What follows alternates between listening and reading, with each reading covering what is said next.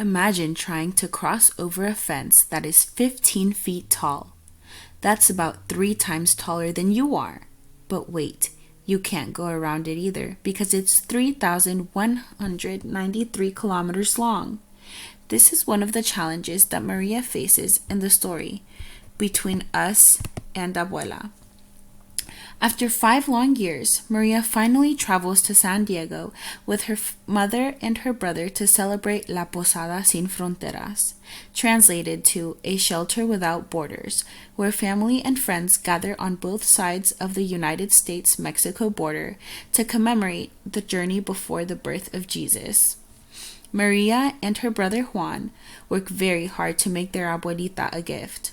However, it turns out they aren't allowed to exchange gifts through the fence. Maria must now figure out how to get her handmade scarf and Juan's drawing to their abuelita on the other side. This heartfelt book shows the hardships of families that are separated due to immigration laws.